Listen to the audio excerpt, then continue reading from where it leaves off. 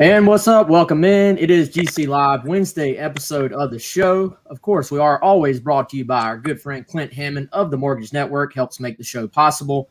And as promised, we got a very special guest today. He is South Carolina quarterback commit Braden Davis. Made it official a couple of weeks ago and became a South Carolina commit. Braden, appreciate you joining us. Appreciate you taking the time, man. How you got to complete the recruiting process, so. How you doing today? How has the committed life been for you, man? It's good. It's a big weight off my shoulders. I'm glad to be focused on just one place, just getting everything ready for when I get there in January. So Braden, very unique experience for you, probably compared to anybody else that's ever been through the recruiting process. No visits allowed for like the last 15 months or so. And you being a quarterback, it seems like quarterbacks always commit a little bit earlier maybe than other positions as well. So what was that like for you, man, as you sort of had to take it upon yourself? I know you took a lot of these like self-guided tours, went around and saw some campuses and saw the cities with your family. So can you maybe take us through what that was like and how you went through that process of trying to learn as much and see as much while having to sort of do it just, on your own and of course with your family and coaches? Yeah, I mean, it was really difficult with not being able to do everything in person because in a normal year, I mean, everything would kind of be done for you. I mean, coaches would be presenting things for you when you're on campus, kind of informing you about the school. But my process, you kind of had to do things on your own. You had to set up, the Zoom calls and do all that type of deal to where you can get all the information that you can for any school that you're interested in.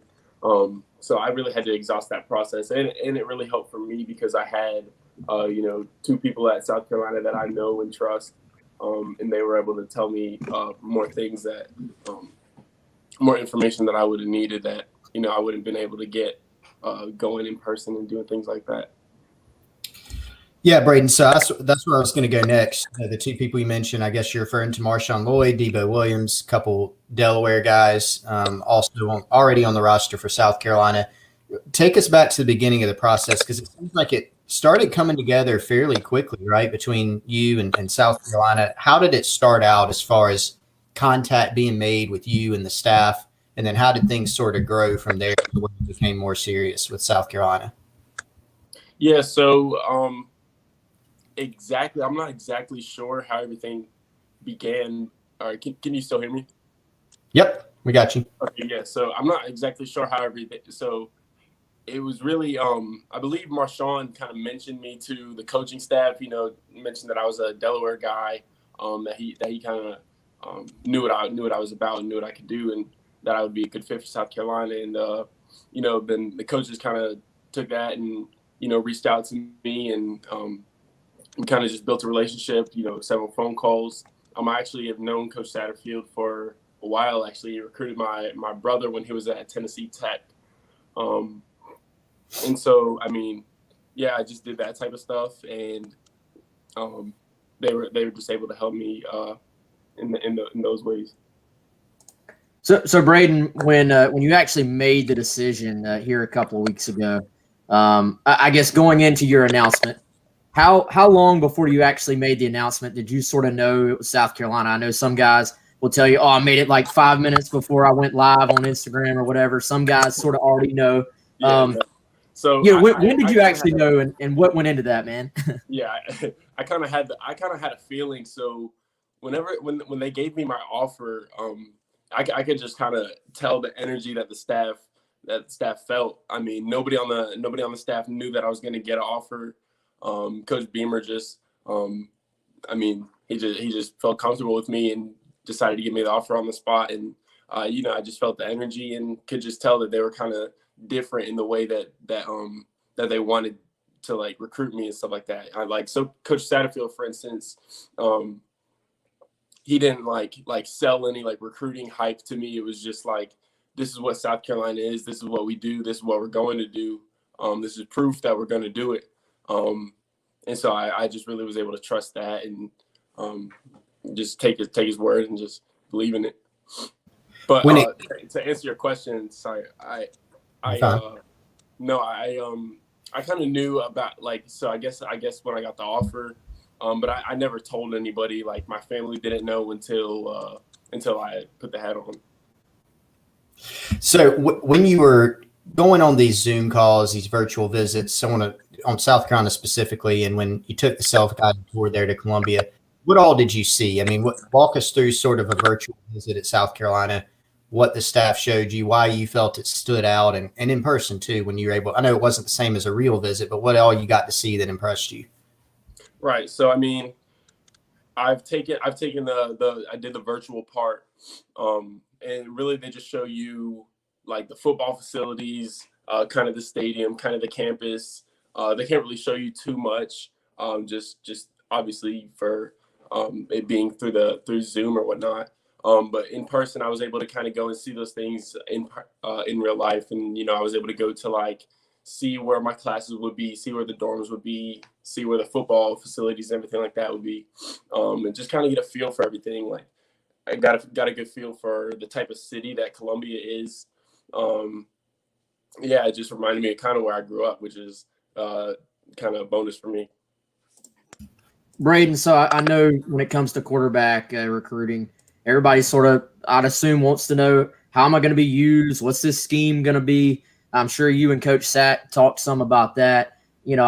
I think when I talked to you right after that first Zoom, when they offered you, you sort of said, I'm a pro style guy, but I can run it as well. What was the discussion with you and Coach Sack as y'all got into a little more detail just about how he envisions their scheme, how he envisions you fitting into that, and just specifically how how you're going to be used when you get to South Carolina? Yeah, so we've gone on and we've watched some football, we've watched some tape, and really he's explained kind of what they do, and it's really pro style system, which meaning they do a lot. They have a lot of variety in their offense. They can go really spread out, kind of empty backfield, or they can go really tight, like 3 tight ends and just pounding the ball. I feel like me as a pro style type of quarterback, and I can run as well. So I feel like I'd be a great fit because I can do those type of things, throwing the ball downfield, reading defenses, and RPO breaking teams down with my legs as well. Braden, we had a chance to talk with your head coach there at Middletown and had great things to say about you. But one thing that he sort of mentioned was just your progression from, freshman season when you guys had an all-state quarterback, right, who was, I guess, a senior at that time. So you were able to sort of learn the offense and things like that. And then you go from your sophomore year, your junior year, you missed a lot of time, right? So you're still relatively inexperienced, right, as a quarterback. But how have you seen your game grow? Like, what are the things, I know you train with a private quarterback trainer, for instance. What things have you really been working on going into this season? And how have you seen your game progress since you were, say, a high school freshman? Yeah, so I would say, obviously, I've worked with a quarterback coach, working on fundamentals and everything like that. Just been progressing, just tightening things up, making myself more accurate. That's definitely improved from my freshman year. But even more than that, I would just say my mental side of things. I feel like I've definitely matured. I'm able to read defenses, identify coverages, blitzes, defensive fronts, call protections, stuff like that. So I mean, Coach Tony, me and Coach Tony, we've done a lot of that stuff. So I mean, I feel like regardless of not having much experience, I feel like my mentality and match with my ability that my accuracy and everything like that is just gonna come together once I can get on the field and display it. Braden, you mentioned it's kind of a weight off your shoulders now, man. You're able to wear the Carolina shirt out in public and sort of represent for the class now. A lot of the quarterbacks in South Carolina's recent past sort of take it on themselves now to kind of try and recruit the class, maybe get to know some guys who might be coming in with you. What has been the next step for you? What is the next step through these next, 9 months or so, as far as maybe talking to some other guys, maybe getting involved with some other South Carolina targets? Yeah, no, definitely. That's one of the main priorities. I mean, you want get things going, get things on the right track, you got to get the guys with you to come and make it happen. So definitely reaching out to those guys, trying to get them, to set official visits. I'll be coming down on I think it's the 25th, June 25th. If coming for my official visit weekend, definitely trying to get guys there. I'll actually be coming down for another weekend doing camps and stuff like that. So yeah, obviously we're just trying to get best players, best type of guys that we can, and get this program rolling.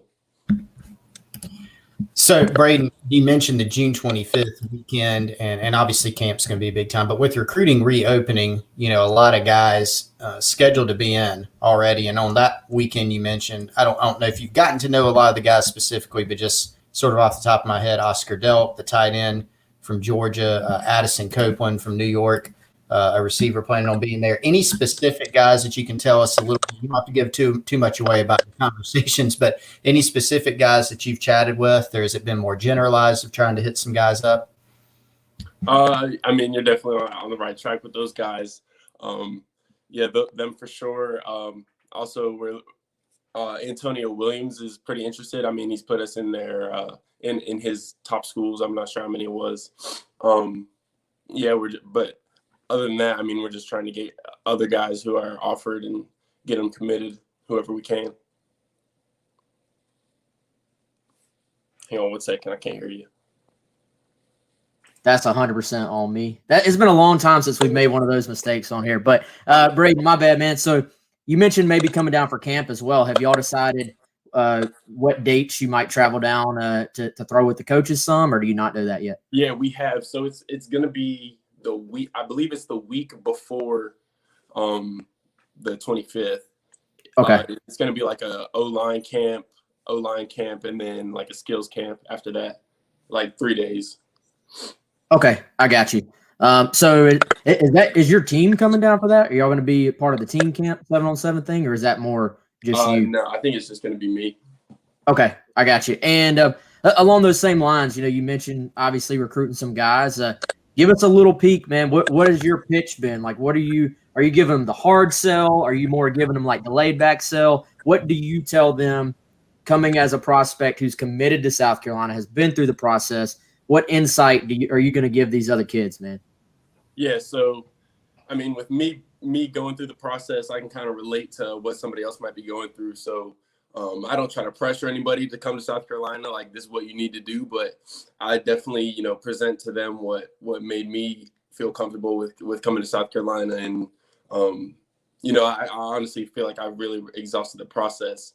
And, the things that I was thinking of, maybe I can use those to influence them to make decision as well. Taking it back to the field, obviously quarterback's such an important position. That's why it gets so much attention in recruiting and on the field.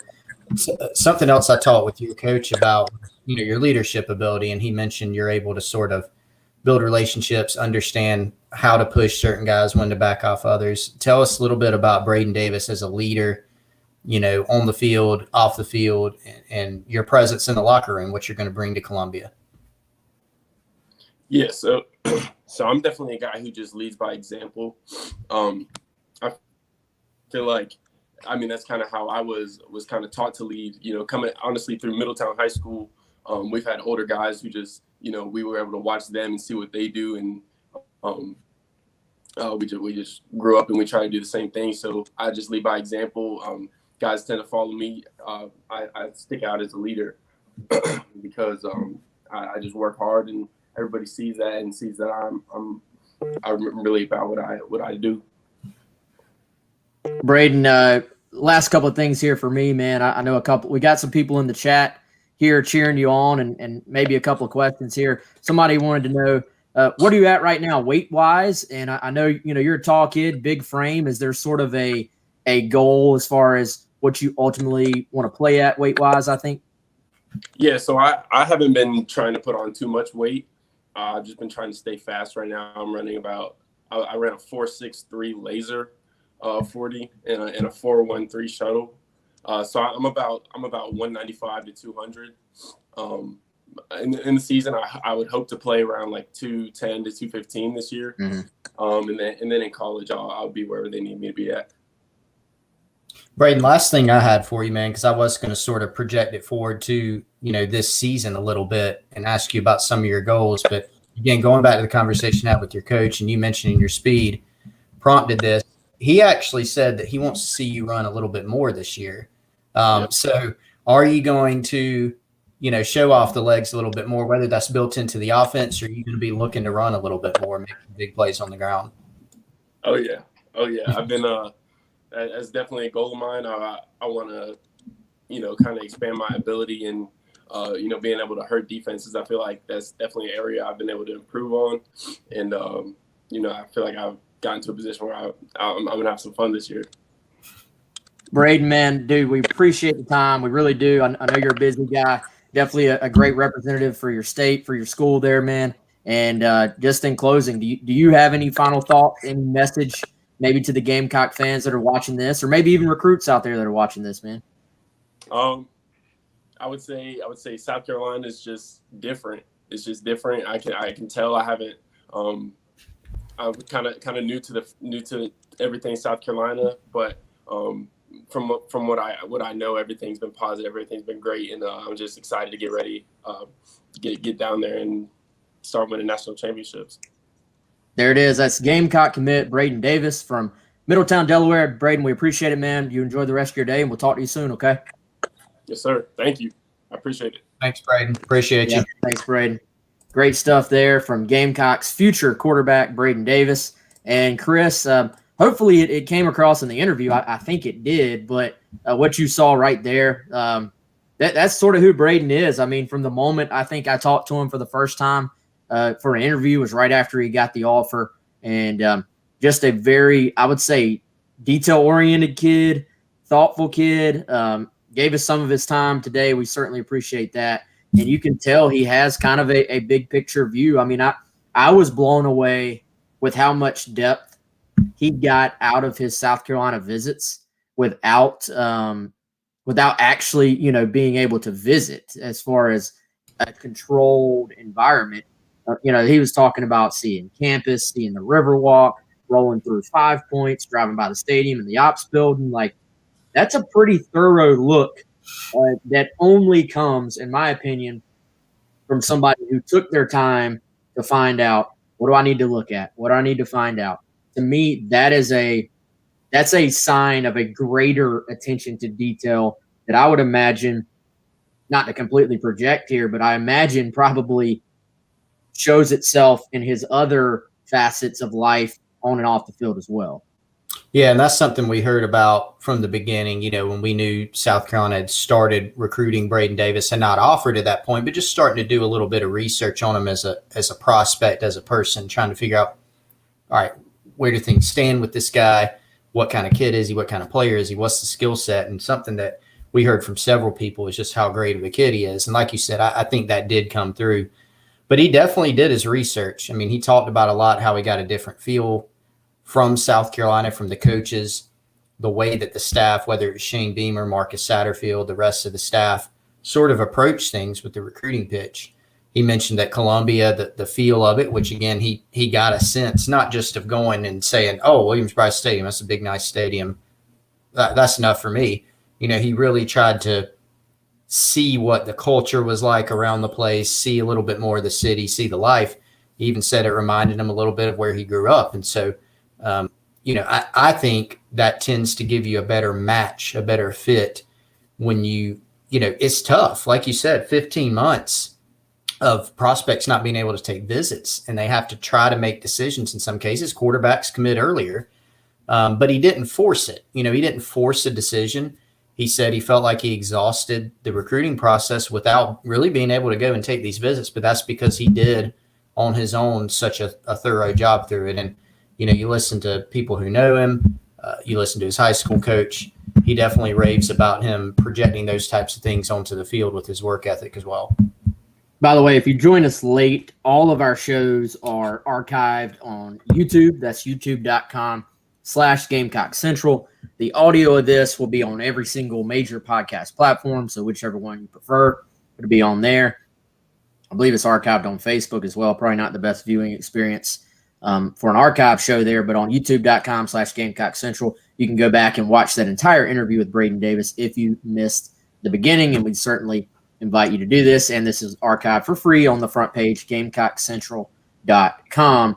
By the way, it didn't go into the full spiel at the beginning just because Braden was already on, didn't want to waste his time. But this show is brought to you by our good friend Clint Hammond. He is the top mortgage broker there at the Mortgage Network here in Columbia, right across from Dreer High School. ClintHammond.com is where you can get connected with Clint, or you can just give him an old school phone call, 803-771-6933. Never a better time to maybe refinance. Interest rates are still low. You see Clint's information right there. His NMLS number is 71597. His email is chammond@mortgagenetwork.com. Again, Clint Hammond, branch manager of the Columbia Mortgage Network. He is our presenting sponsor right here every single episode of GC Live. Thanks again to Braden Davis for joining us. And again, you can go back and listen or watch that entire interview if you just scroll back on youtube.com/Gamecock Central. Some other news in Gamecock land today. Not necessarily the most positive, I guess. South Carolina losing to Clemson yesterday. This is obviously the Wednesday show. On Tuesday, South Carolina takes the Clemson baseball series 2-3 still, but sort of, I would say, fell apart a little bit there at the end. Had a big throwing error. You know, if you're a Gamecock fan, if you're that South Carolina baseball team, you hate to lose a game like that. It's one thing if a team just, gets the big hit, but to lose the lead there and sort of have it fall away from you there with a throwing error, not obviously a great moment. South Carolina will take the series win, but I'm sure would have been much nicer. They'd much rather in that dugout to have gotten the full-on sweep. I don't think either side has swept the other, if Pete Hannity is correct, since 2014. So would have been a nice feather in your cap going into what is sort of regional selection season here coming up for South Carolina baseball. Sticking with baseball, a little bit of a rotation shuffle.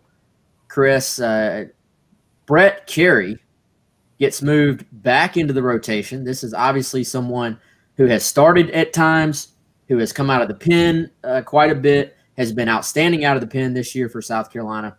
They leave Brandon Jordan in what was his new Friday role this past week. Brett Carey slides into the Saturday role. Thomas Farr takes the Sunday role as South Carolina travels to Kentucky this weekend. We will, of course, have complete breakdown of that, I assume, with Colin Taylor on Friday. But, Chris, worth mentioning today because they continue to try and shuffle. They shuffled the batting order again as far as the guys that were in the order yesterday. Mark Kingston trying to tweak this thing, trying to find the right mix to get back some of that mojo that South Carolina obviously had at one point earlier in the year. Yeah, trying to get it back. Obviously, look, I think it's important to keep in mind Clemson has not played extremely well this year overall. They're about a 500 ball club, whether it's in conference or overall. It was a midweek game, so a little bit of a different feel, right, with the pitching, although the pitching was strong at first for South Carolina. As you said, Wes, sort of fell off the rails there. And then early on, South Carolina, runners in scoring position, I think, through 3 innings had left, I can't remember the exact number. They left a lot of people on base in the early innings, even had a bases loaded 2-out opportunity, didn't get anything. So I think ultimately that was the undoing there. And important to keep in context that over this stretch, the competition's obviously been significant. It's been stiff, and you do weigh that in to contextualize it, but no doubt that they do need to get back a little bit more to that early season form when they're playing so well. And so they're shuffling guys and trying to figure that out. Be interesting to watch that regional selection process. And of course, despite, dropping that third game to Clemson, despite, some of the series results as of late, South Carolina is still in that conversation and has a chance with the Kentucky series. You got a midweek against App State. You got a series against a good Tennessee ball club. Those are going to be extremely important down the stretch here. No doubt, man. And again, we'll talk to Colin. We'll go into more depth on that later on in the week. And by the way, we should have on Friday. I'm actually, as soon as this show is over, I'm pre-recording an interview with Juju McDowell, the South Carolina running back commit, or signee, I should say. He'll be on campus actually in a couple of weeks, exactly 2 weeks from yesterday, I believe, is when he's arriving. A lot of kids are arriving sort of in that May 24th, 25th, 26th, 27th range to start class on June 1st. So we'll have him on. If anybody has any questions you want me to ask Juju McDowell, if you're watching this live, go ahead and throw those in the chat, and I'll pick one or two to ask Juju. Also in the recruiting world, Chris, we have a little bit of news earlier today, a decommitment from South Carolina, former DB commit, Anthony Rose. He was, of course, from Hallandale, Florida, someone that was sort of, I don't know if you call him South Carolina's first commitment, because their first commitment had decommitted as well. That was Gunnar Stockton. But, I think, and we don't always, anytime a kid commits, we don't really say this, but it's almost assumed when you have an early commit, in my opinion, from an out-of-state guy, and then you start talking about Florida recruiting and South Florida recruiting, and this is something you and I talk about quite a bit. Until you got a guy locked in, until he's just signed and on your campus.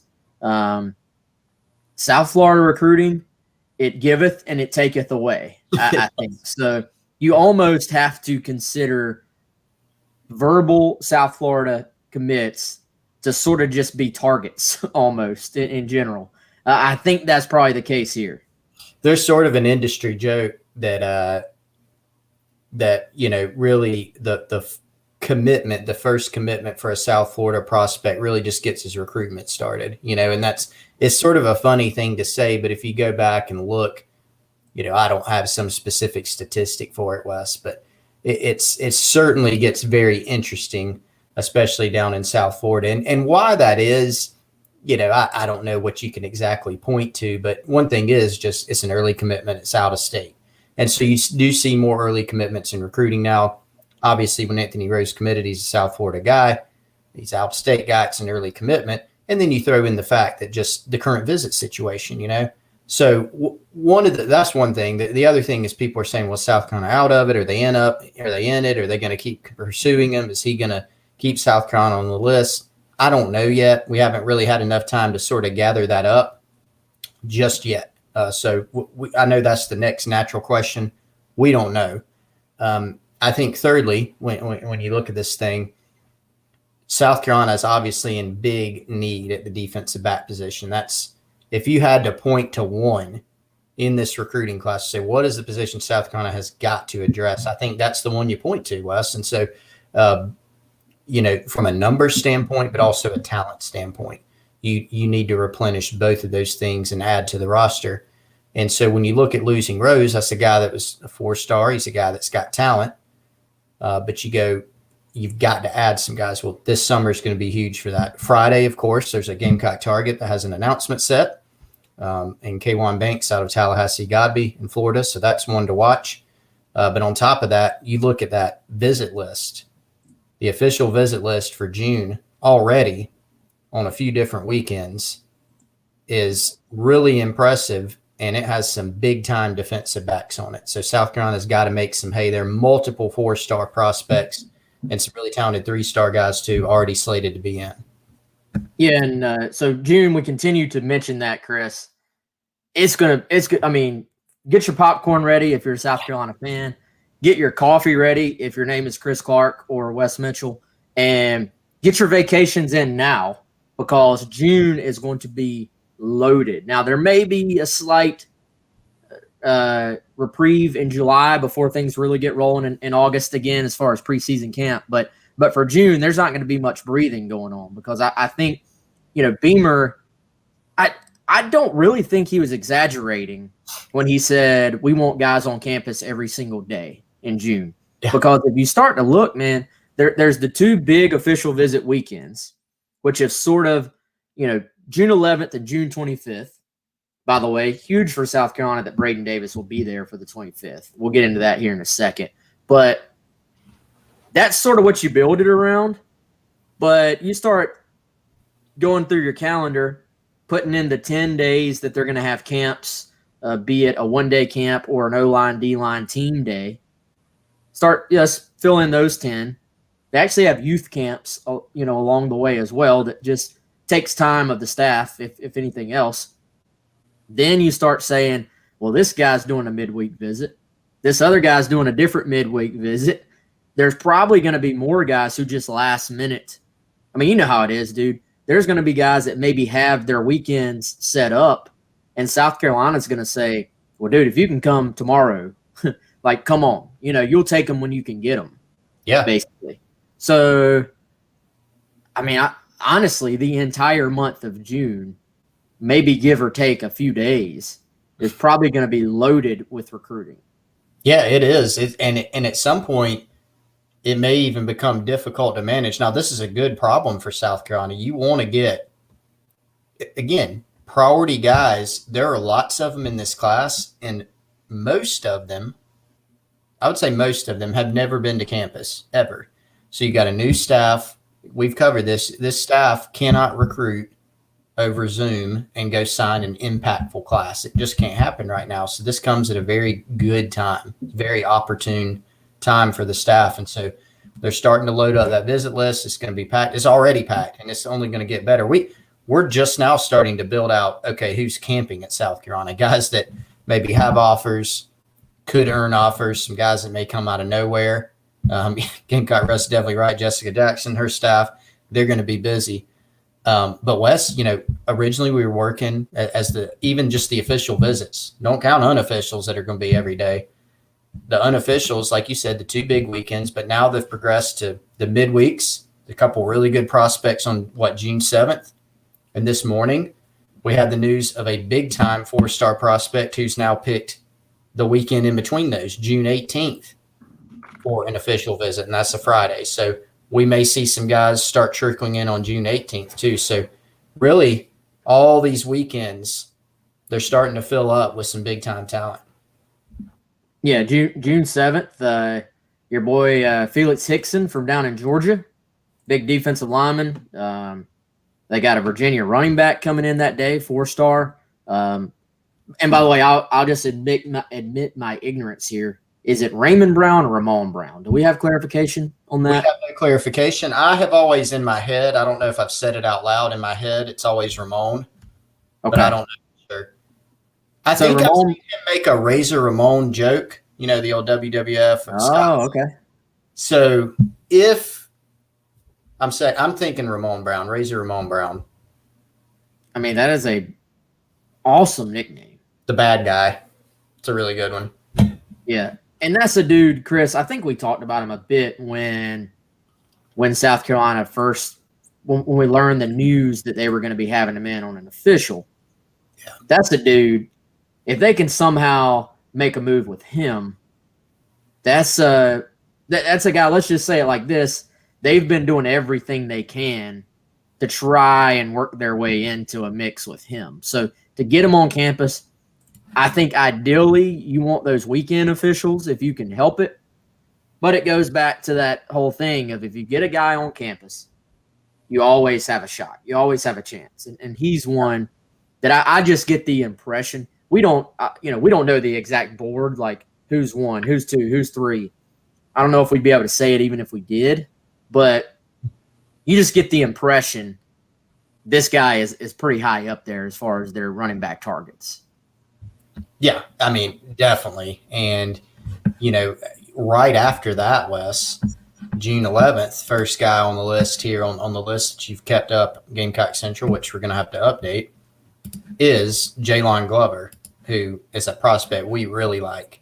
Now, FSU is going to be big, Georgia Tech's in there. There's a bunch of schools vying for him. But you look at just the 4-star list, it's starting to build out, and when you look at a couple positions in particular, defensive back, wide receiver, which there's some talented guys at those positions, South Carolina's going to have playing time to sell big time. Running back, they're going to be able to sell, Monterio Hardesty and the different aspects about the school and some successes that they've had in producing running backs lately at South Carolina.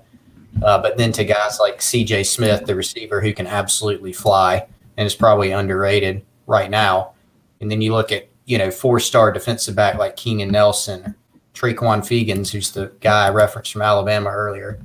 They've got a lot of talent that's set to come on campus that they're going to be able to sell immediate playing time to, and that could be pretty impactful for some of these guys. Yes, CJ Smith. Word on the street is he is almost as fast as Chris Clark, which God. is saying quite a bit. I will say, but no, that's the type guy you want to start. I mean, I think we've talked a ton about, in our opinion, team speed being just one of those overall things that has got to improve. And I don't really, Chris, I don't look at that as like at receiver, at running back. I just think overall, team speed got to get better. Now, adding a guy or two that has this elite type speed, that starts that process. It doesn't fix it completely because you need that to be at every position. But this is a kid, man. I mean, good Lord. He's getting – the thing is, he's out here – what did we say the other day? He broke into the 10-2s. Yeah. Was it a 10-2-9 100? 10-2-8, 10-2-9, something like that. He's getting faster. So, like, he's gradually getting faster and has a chance, if he ends up at South Carolina, y'all, to follow in the footsteps. There have been some guys that have done – it's not as – it doesn't get publicized as much as it does when it's like a football and baseball guy or a Bruce Ellington football and basketball. There's been some guys who have done the whole football and track thing, and that as a two-sport thing tends to sort of work out a little bit better, I think, as far as being able to actually do the two things. I mean, I think this kid probably would be the fastest Gamecock since Demir Bird, would you say? I would think so. And let's look up. Is there somebody I'm missing in between now and Demir that would have been in that conversation speed-wise? The one that I mentioned, and I think we forget him because he wasn't on the roster for too long. I mean, Levante Valentine had legit speed. I don't remember his track times in high school right off, but certainly he's a guy that could run for sure. I mean, he was a guy that was, pretty fast. But here's for some context, right? I'll have to look up what he did when he was like at the collegiate level or later. But Demir Bird, you go back, remember how fast Demir Bird was. I mean, he can fly, could fly, can fly. And when he was, I don't know what year this was, but in high school, he was a 10.4 200 meters guy at one point. That's in his old Gamecocks Online bio. That's Demir Bird. He could run past people. So when you talk about getting 10.2.8, that's starting to get a little bit silly, in terms of the speed. And he's not, but you look at CJ Smith as a football player, he can play football too. He's not just, a track guy. He's a guy that can really run. And he's bigger than Demir. Yes. I think yeah, like Demir, I don't remember. Is it the 55? Is that there's a 55 and there's a 60. Yeah. Demir was a killer in those races. And I think, and I don't know if CJ runs them. I don't know what he runs them in. But you look at CJ and the fact he's a 6'3" dude. You put him in the 100, and there's a little bit more of a long stride element there as well. But this is a guy, I think, Demir, you play him in the slot, you play him outside. They would put him outside just because of his speed. But size-wise, he was more of a slot guy. I think you look at CJ, this is a guy you put on the outside. He can use his size, but he can use his long speed to stretch the defense and to force defenses to account for that. So, I think Antonio Williams, for my money, is the most important wide receiver recruit South Carolina has because of for one, he's a stud, but two, he's local. He's right down the road. He's at Dutch Fork. Everybody wants him. This is huge for South Carolina to try and get him. But right after that, you want to talk about building out a receiver class, put Williams in there, put CJ Smith in there, and you're off to a really nice start, I think. So we'll see what South Carolina can do there. CJ Smith will be on campus. Official visit this June, as will a bunch of other guys. And so yeah, let's talk about that. June 25th, another of those big weekends. And Chris, and I'm trying to update. I think I've got it updated to where I can just scroll through it for everybody. Yeah, here it is.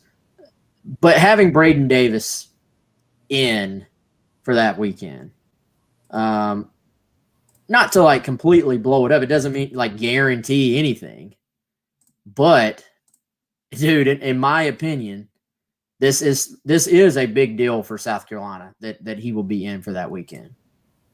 Yeah, it will be. And like you said, man, all you can ask for right now, if you're this staff, literally all you can ask for is to get guys on campus. That's the starting point. I mean, all these guys, as you scroll through this, I'm going to try to even think if any of these guys have been on campus. A lot of them have taken virtuals. Maybe a guy or two's taken a self-guided tour at some point. But by and large, none of these guys have ever visited South Carolina. They haven't visited under the new staff. They haven't visited under the old staff. There's a lot to learn. And I'm not coming up with anybody that's uncommitted that's ever been to South Carolina. It's possible when they're really young, freshmen, something like that. But you look at, for instance, an Oscar Delp. He hadn't been. I remember interviewing him recently. He said, I've never taken a visit. And he didn't mean to South Carolina. He just meant in general. Like he has not been on a visit yet since the recruiting process started. So very, very important weekend, obviously, and important weekends, important June. I mean, every day is going to be key, but especially when you look at these official visits, you get 5 during the process.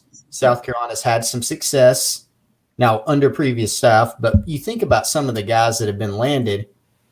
Part of it is summer in Columbia. I mean, it can be something that is appealing to these guys. And so the new staff, I'm sure, is going to have a good plan for that.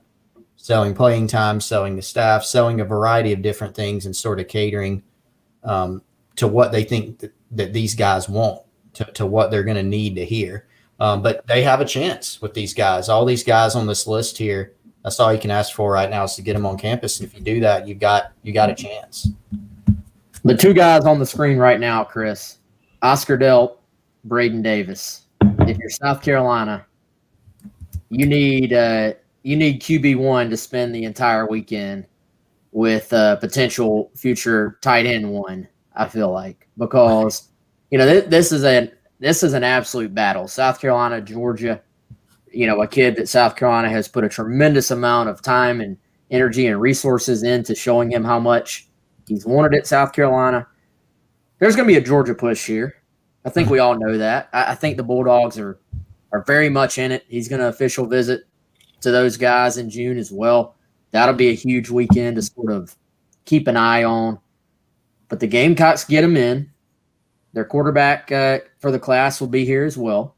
All you want there is a chance. And I think with him, a kid that grew up pulling for the Gamecocks, has been here on the show, has always talked very highly of South Carolina, of Shane Beamer, of Eric Kimry, really of everything about the program.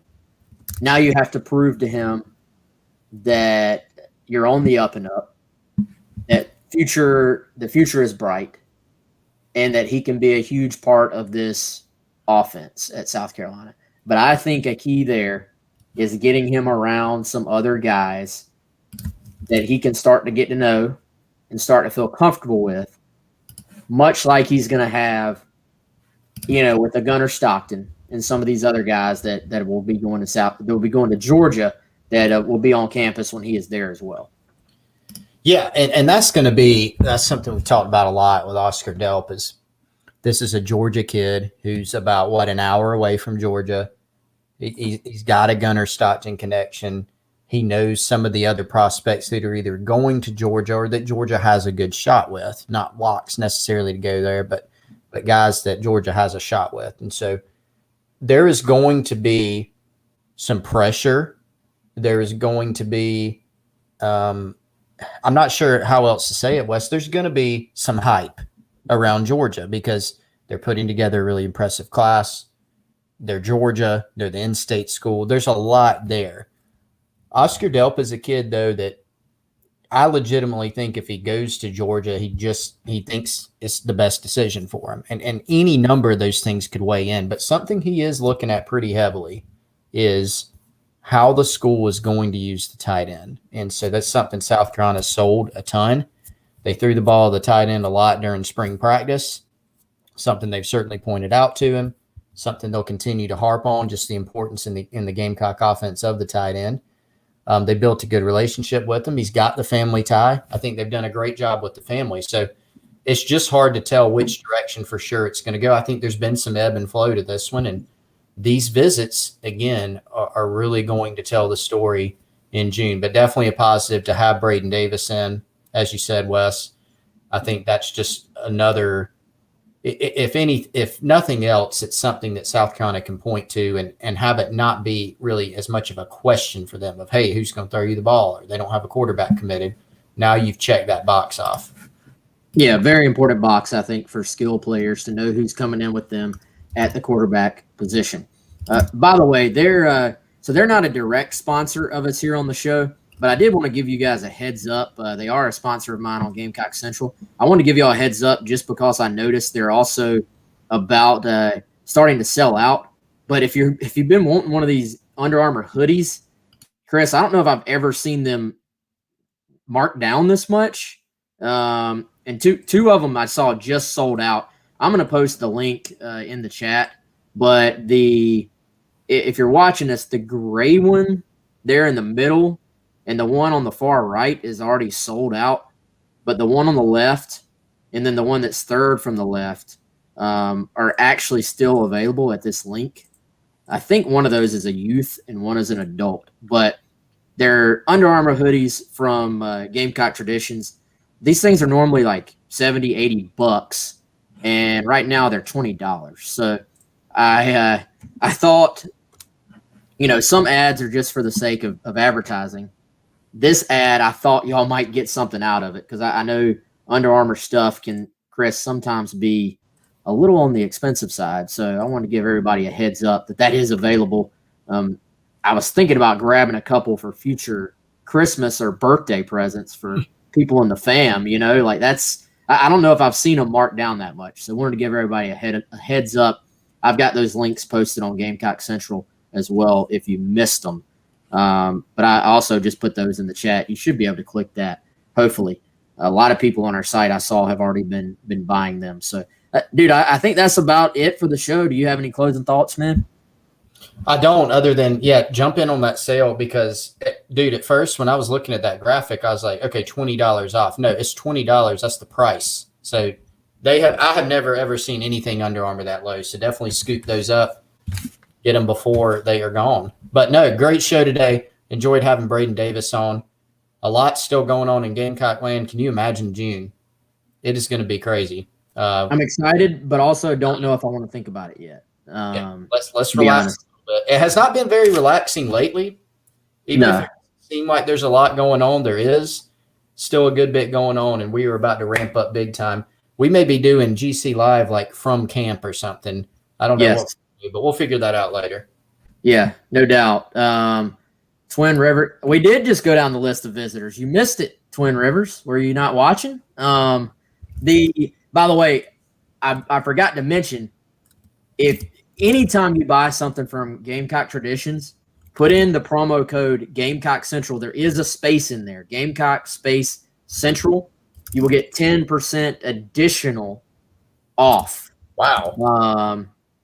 And Matt is saying the only one left for the only thing left on one of them is small. That, like I said, that may be I know it's like these are clearance items, so they're there until they're not. But if again, anything you buy on there, put in promotional code Gamecock space Central at checkout.